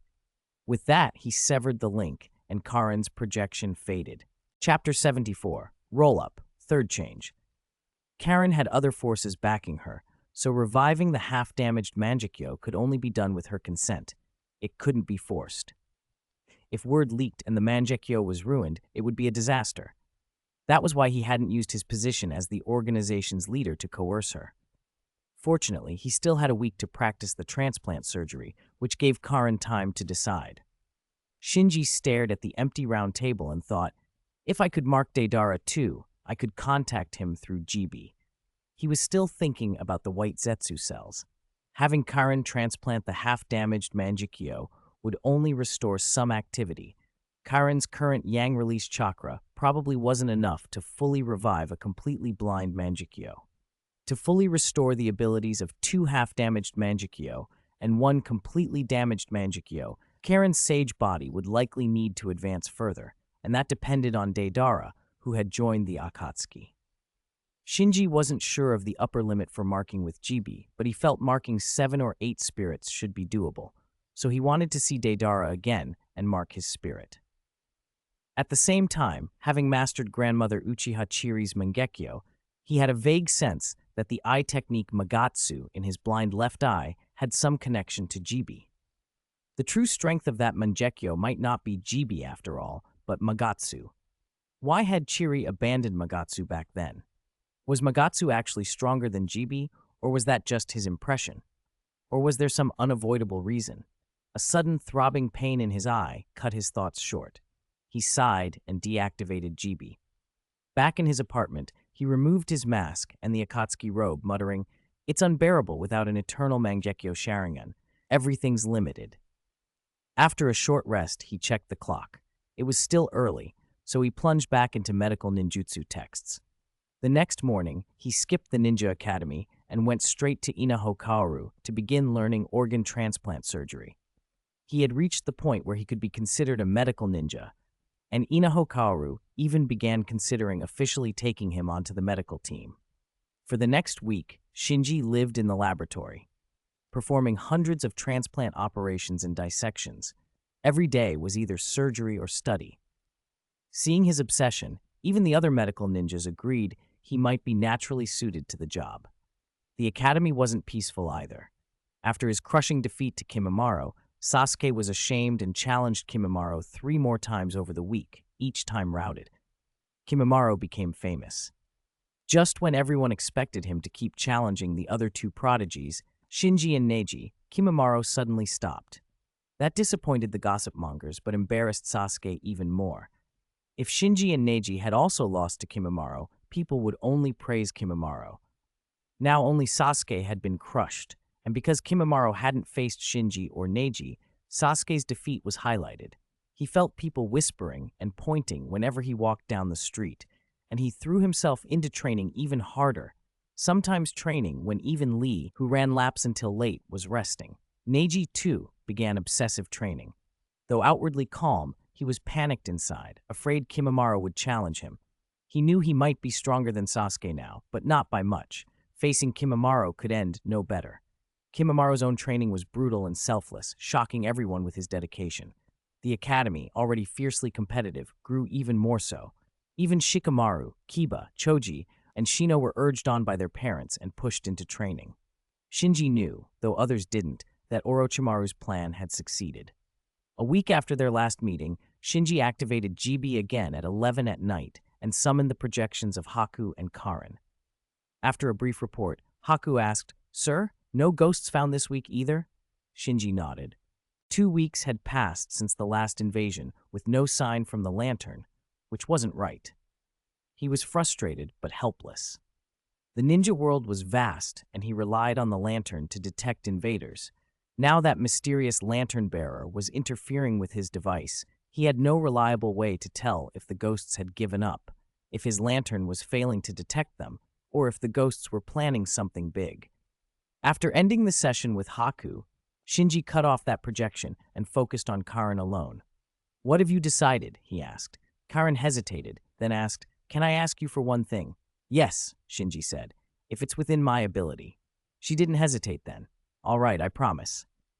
Relieved, Shinji began to discuss surgical details. Karin's eyes were a rare red. After transplanting the half-damaged Manjikyo, her pupils would change noticeably. To avoid drawing attention, Shinji suggested she switch from ordinary glasses to dark-tinted goggles. Fortunately, she already wore glasses, so the change would be natural. Seeing him consider even the daily life problems she might face with one blind eye, Karin felt reassured. "Tell me your request," Shinji said. Karin took a deep breath and looked at his projection across the table. "Save my mother." Shinji's expression hardened. "They're using your mother to force you?" Karin nodded, her voice thick with hatred. The Grass Village. Author note, the third update is here. I received a message from the editor this afternoon that the book lost the PK by a tiny margin, almost single-digit reads. Luck can be so unpredictable. Thank you all for your support. We did our best. There's another PK next week. If we win, we still have a shot at Sanjiang, so please continue to support us. Let's fight for another week. Please leave recommendation tickets, monthly tickets, and keep reading. Chapter 75, Change Eyes, Grass Ninja Village. Shinji frowned. The last time Iruka had mentioned Karin's attack, Mizuki had been at her side. Back then, he'd suspected Orochimaru's hand in the matter. Karin had said it was the Grass Ninja Village that arranged for me to come to Konoha. Last time, they also forced me to distract the Anbu who were guarding the Konoha Jinchuriki. Why would they do that? What do they want? Shinji asked. Karin shook her head. I don't know their true purpose. They don't tell me anything. They only arranged for me to run into an adult named Jiraiya. That man seems to have ties to the Whirlpool clan. He found me alone and brought me back to Konoha. Jiraiya brought you to Konoha? Shinji was surprised, but thinking it over, he admired the cleverness of the move. Jiraiya, the fourth's old comrade, would have felt guilt over the night of the Nine-Tails' attack when he failed to return to the village in time to help the fourth and his wife. Finding another orphan from the Whirlpool clan would naturally stir his pity. With Jiraiya's support, Konoha would be less suspicious of Karin. This couldn't have been the Grass Village acting alone. Orochimaru's influence had to be involved. Grass Village went to all this trouble to place you in Konoha, Shinji said. They wouldn't do this just to use you as an informant. Think again. Did they mention anything else? Karin paused, then said slowly, They mentioned the nine-tailed Jinchuriki. It seemed they want me to become the Jinchuriki. Shinji's surprise gave way to grim understanding. Of course, the Grass Ninja Village's previous plan in the original timeline had been crude. Fake someone as Naruto to assassinate the fourth Raikage, frame Naruto, and force Konoha to send Naruto to Hozuki Castle, a prison where they could extract the Nine-Tails chakra. They had learned that opening the Grass Country's secret treasure, the Paradise Box, required tailed beast-level chakra. Now, with the research advancing earlier and an orphan from the Whirlpool clan, Karin, still in their custody, they had devised a far more elegant scheme. Place Karin in Konoha. Wait until Naruto is killed. Konoha, desperate to retain the Nine Tails, would only select the next Jinchuriki from among its own people. As a member of the Whirlpool clan, Karen would be the obvious choice. If they could eliminate Naruto while he was still young, the Nine Tails would be handed over without a fight. What a clever plan, Shinji muttered. Don't worry, I'll find a way to deal with your mother's situation. To conserve his dujutsu, he dispelled the projection space of Jibi. Back in Karen's apartment, he sneered quietly. Karen's single line had revealed the whole design. He had to be careful. The next day, Karen followed Shinji's instructions and switched to a pair of dark-tinted goggles that hid her pupil color. As predicted, Mizuki called her over after class. He squinted at the goggles and asked with a faint smile, "Why the sudden change?" Karen removed them. "My eyesight's a bit bad, and lately something keeps getting into my eyes. It's uncomfortable, so I changed goggles." Mizuki studied her eyes closely. Finding nothing, he feigned concern. "If your eyes bother you, I can take you to the hospital for a check." Karen put the goggles back on and shook her head. "No, that's all right."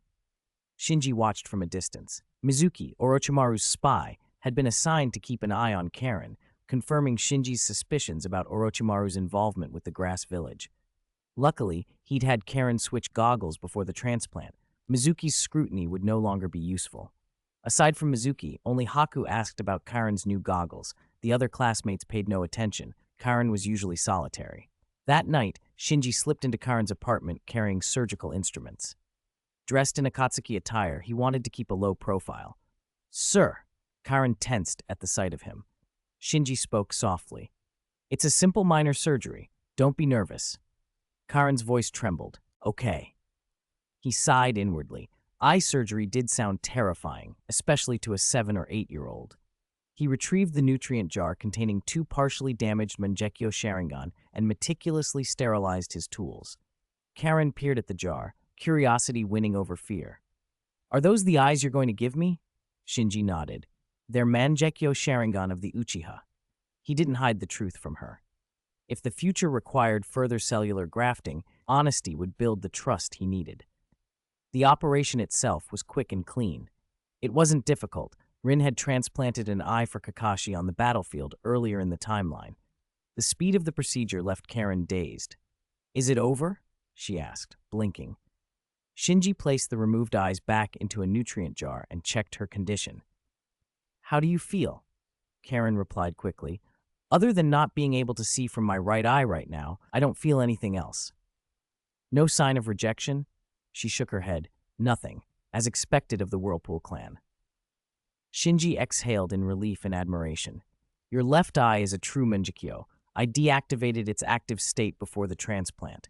Don't try to activate it lightly. It will strain your body."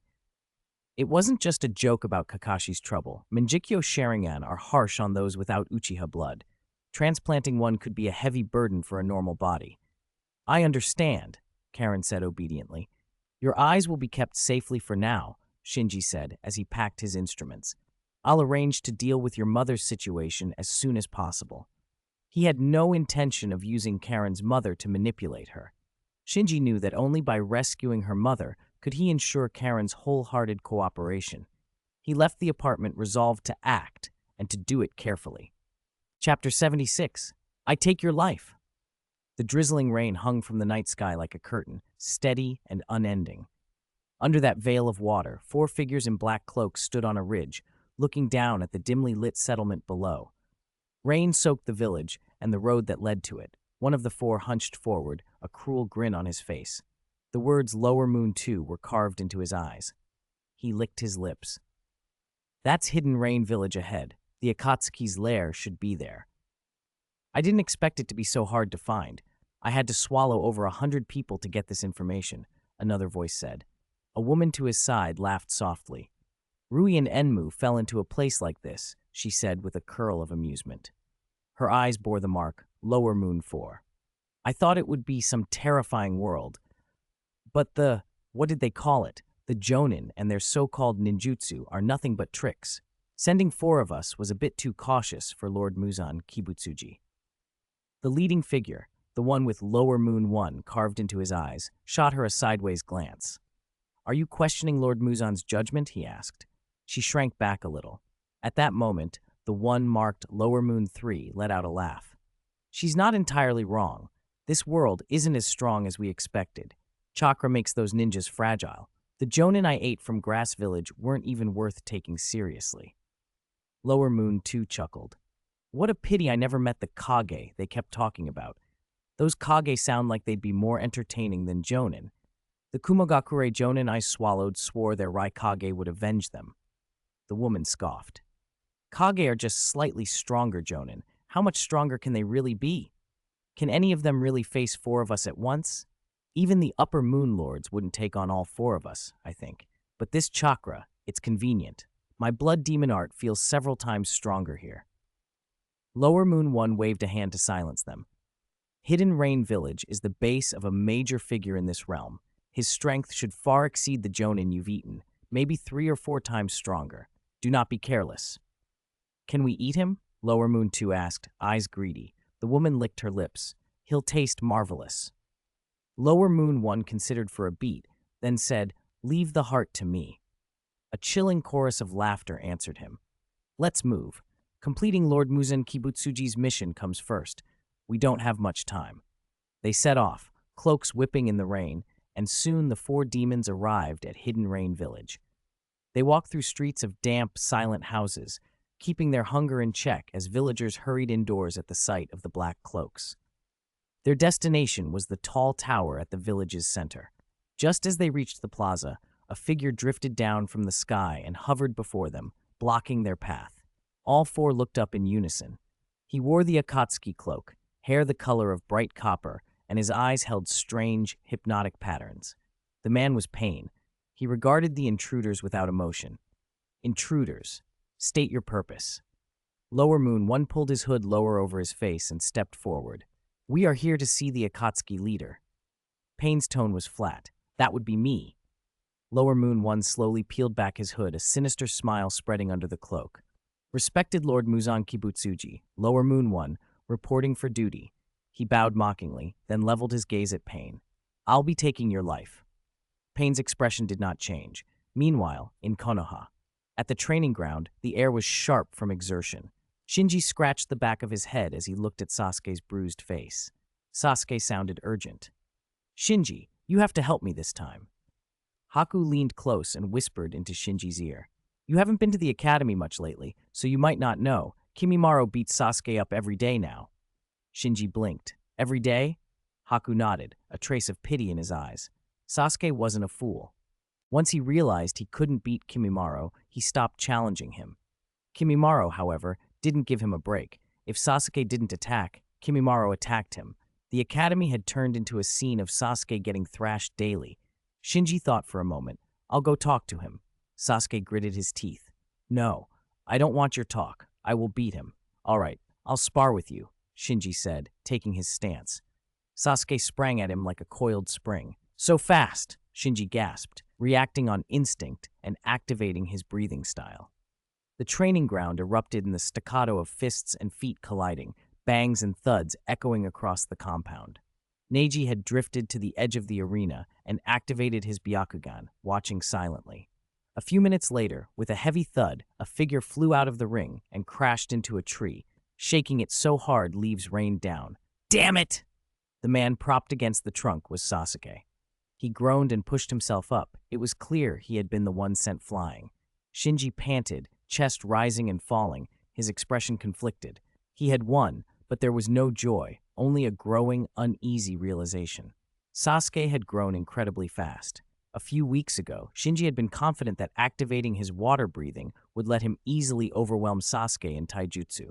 Now, in a matter of weeks, Sasuke had improved so much that Shinji couldn't suppress him without going all out. All out, meaning without using Mangekyo Sharingan or Spider Silk techniques. Shinji felt a new, unsettling kinship with how Rock Lee must have felt in another timeline. Neji stepped into the ring next. He and Sasuke exchanged blows longer than Shinji's match had lasted, but in the end, Sasuke was defeated again. Gentle fist techniques were still formidable at close range. From the sidelines, Shinji estimated aloud to himself, I'm probably about 1.3 times Sasuke now. Neji's maybe 1.1 to 1.2 times him. Kimimaro can beat Sasuke easily. He must be a fair bit stronger than us.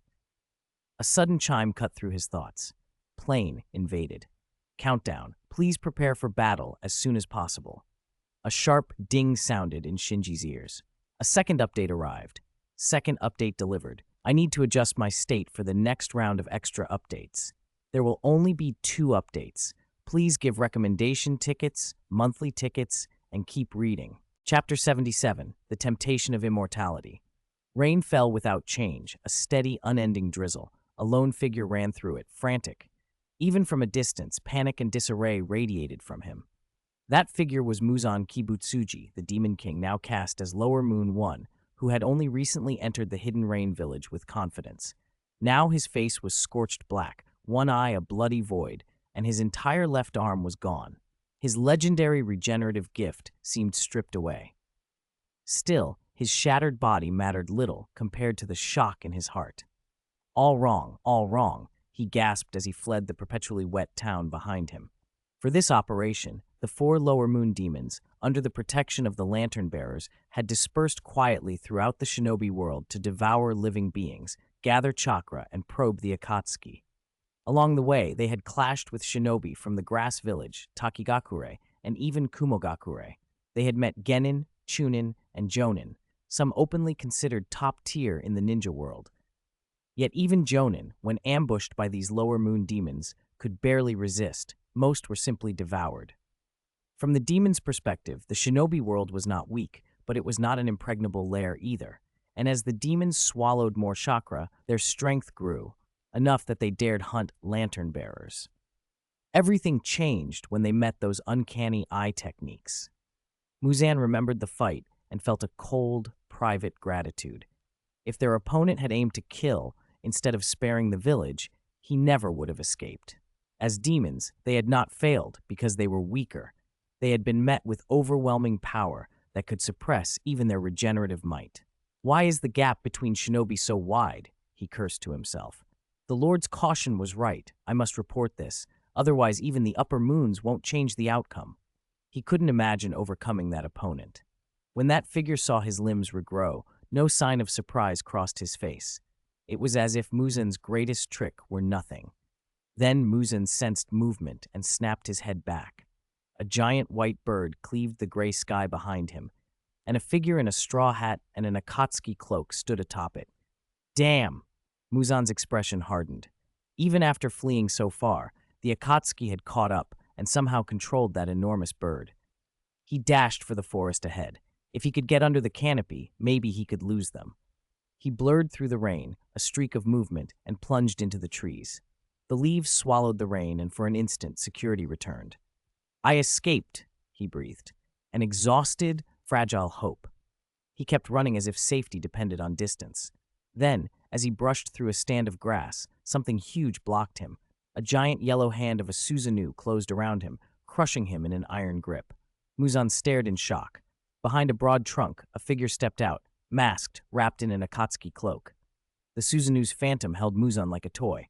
Oh, the man said, looks like you got yourself badly beaten.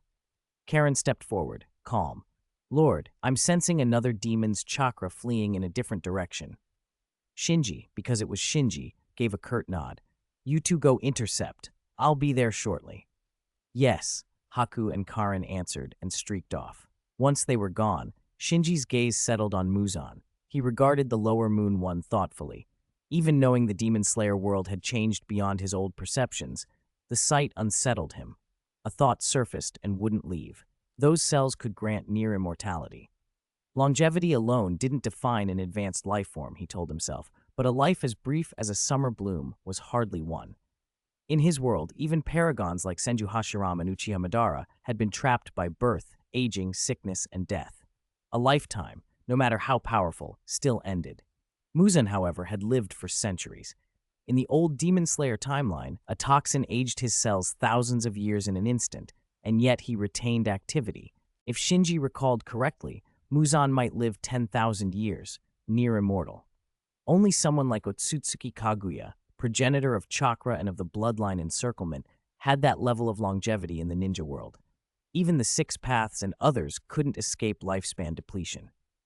Madara's apparent transcendence had been thanks to stolen Otsutsuki power, not a natural evolution. The god tree and the tailed beasts were fragments of Kaguya's might. Shinji stood beneath the Susanoo, contemplating the value and cost of such life. If immortality meant never again feeling sunlight and spending every day feeding like a beast, what was the point?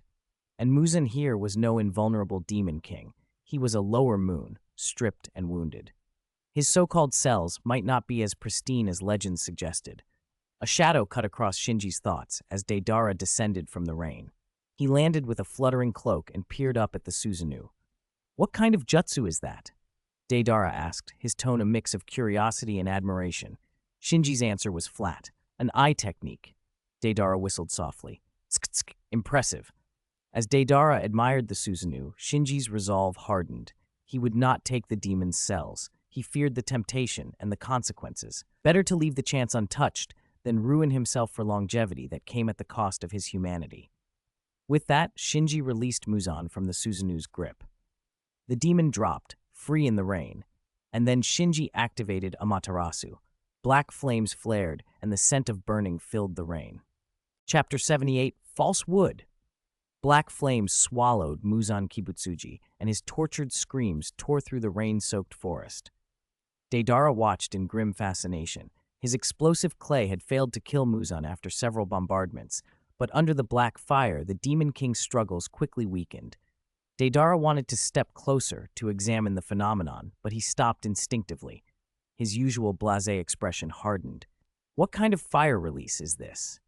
Shinji had been watching the same scene through Amaterasu. If the man still possessed the power of a Demon King, even Amaterasu should not consume him so easily. If the flames ended him without resistance, it would mean he had lost that power. Muzan's screams dwindled. Under the black fire, his form charred, crumbled to dust, and the rain washed the ashes into the mud. Shinji felt a quiet relief. At least he had not missed another chance at eternal life. Deidara kept staring at the black flames burning on the wet earth.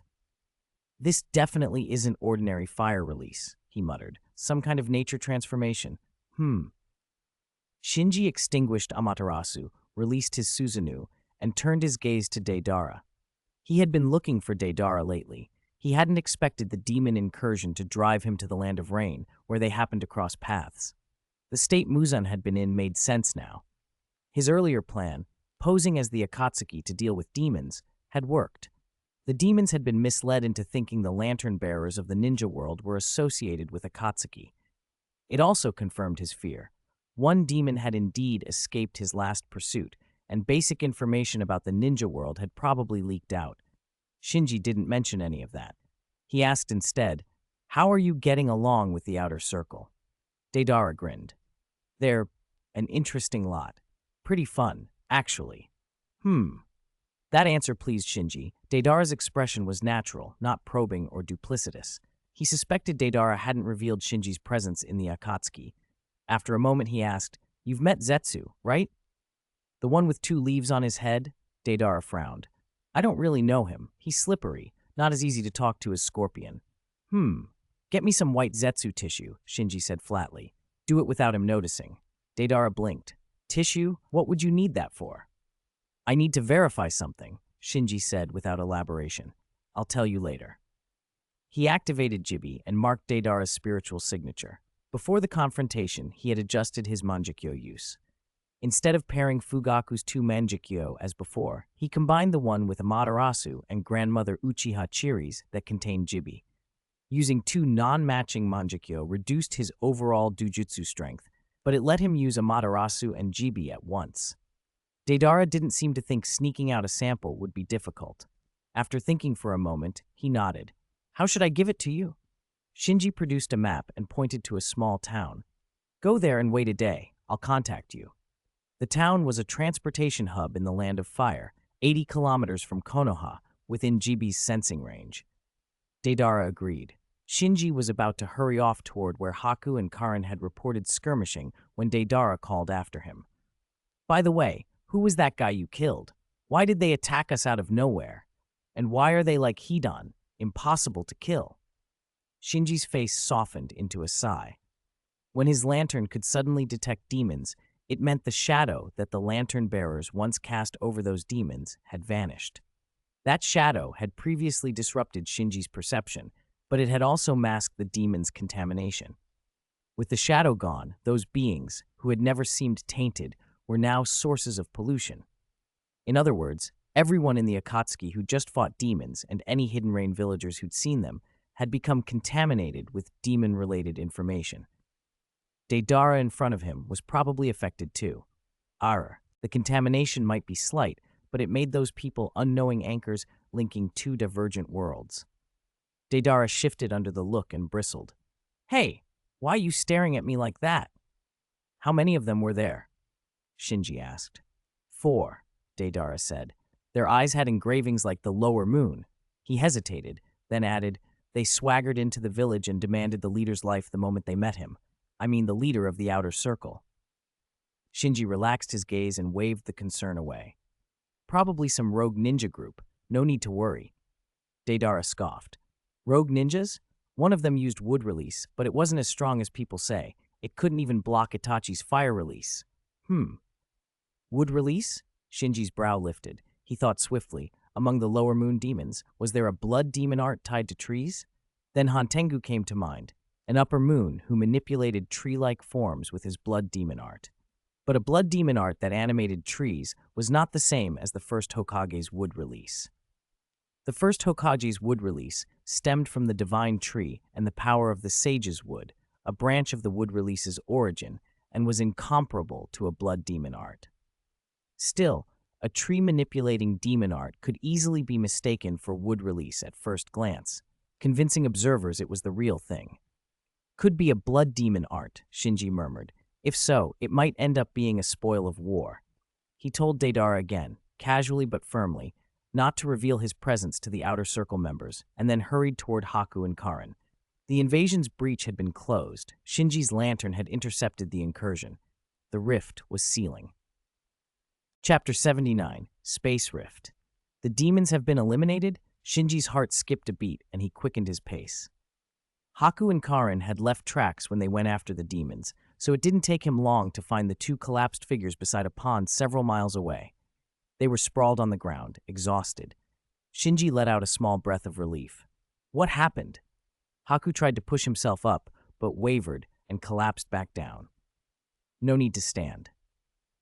Shinji motioned for them to stay and scanned the area. Haku sat panting. "We intercepted a demon here, and then a fight broke out." "What kind of demon?" Shinji asked. Karin answered quickly. "Lower Moon 3. Haku nodded. "Yes, it was a demon hiding in a jar that could control water and fish, but when we intercepted it, it was badly injured." Shinji looked at the scattered ice shards and the mostly frozen pond and pieced together the recent battle. The demon who called itself Lower Moon 3 had to be Gyoko, the one known in the original 12 Kazuki as Upper Moon 5. The land of rain, with its abundant rainfall and complex underground waterways, would be Gyoko's home turf, which explained how it had escaped from the Hidden Rain village. It had simply been unlucky to encounter Haku, who possessed the ice release bloodline limit, while already gravely wounded.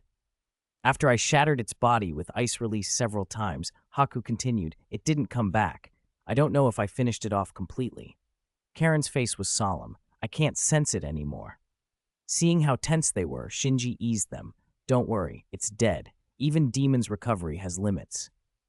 Relief visibly washed over them. Then the lamp chimed. Loot scanned, loot analyzing. Loot, water release chakra affinity. Loot, water release and earth release chakra nature fusion technique, converted from blood demon art. Two clusters of light appeared before Shinji. He stared at them, slightly surprised. The water release chakra affinity clearly belonged to Gyoko, the demon they had just defeated. The water and earth fusion technique looked like an experience fragment for learning wood release, a converted blood demon art. Both were valuable. What puzzled him was that Deidara had reported 4 invading demons, and Muzan Kibutsuji had been personally killed as Lower Moon 1, yet only 2 sets of loot appeared. "Looks like not every demon leaves loot," Shinji muttered. He considered how best to distribute the spoils.